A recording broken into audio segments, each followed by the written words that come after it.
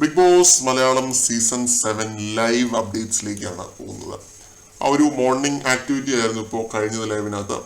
റെന ഫാത്തിമ മുന്നോട്ട് വന്നതിന് mid week ടാസ്കിലേക്ക് സഹായിയായിട്ട് select ചെയ്ത രണ്ടുപേര് ജിസേലും ആര്യനുമാണ്. അവരാണ് ട്രസ്റ്റ്വർത്തി ആണെന്ന് റെന ഫാത്തിമ കരുതുന്നത്. അവരാണ് റെനയെ സഹായിക്കാനായിട്ട് പോകുന്നത്. ഷാരിക തെരഞ്ഞെടുത്ത രണ്ടുപേര് ആദില നൂറ പിന്നെ ബിന്നി എന്നിവരെയാണ്. ഒനീല് തെരഞ്ഞെടുത്തത് അക്ബറിനെയും ഷാനവാസിനെയുമാണ്.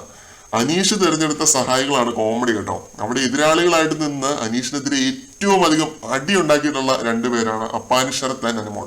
അവരെയാണ് അനീഷ് തെരഞ്ഞെടുത്തത്. സരിക തെരഞ്ഞെടുത്ത സഹായികള് അഭിലാഷ്, നെവിൻ എന്നിവരാണ്. രേണു തെരഞ്ഞെടുത്ത രണ്ട് സഹായികള് ബിൻസിയും ഷൈത്യയുമാണ്. ഇത് വീക്ക്ലി ടാസ്കിന് വേണ്ടിയുള്ള ഹെൽപ്പേഴ്സിനെയാണ് കേട്ടോ ആ രണ്ടുപേരും സെലക്ട് ചെയ്തത്.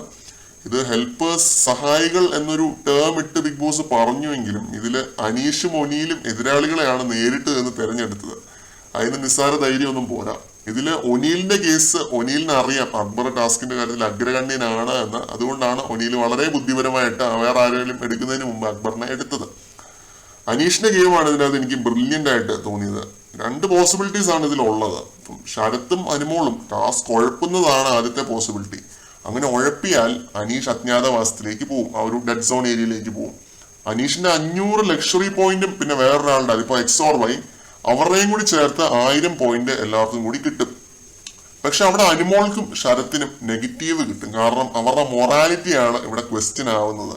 വിശ്വാസവഞ്ചന എന്നൊരു കാര്യം ഉണ്ടല്ലോ. എതിരാളിയെ വെറും എതിരാളിയായിട്ട് കാണാം, അല്ലെ ഗ്രഡ്ജ് വെച്ചിട്ട് കാണാം.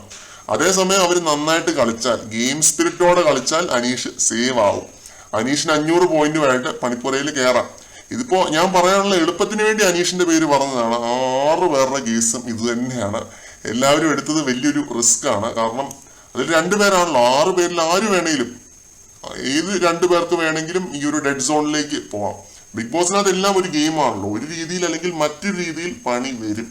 അതിപ്പോ ഈ സീസണിൽ പ്രത്യേകിച്ച് എവിക്ഷൻ മാറ്റി സസ്പെൻഷൻ ആക്കിയാലും പണി ഈസ് പണി, 7ന്റെ പണി. കൂടുതൽ ലൈവ് അപ്ഡേറ്റുകളുമായിട്ട് നമുക്ക് വീണ്ടും കാണാം.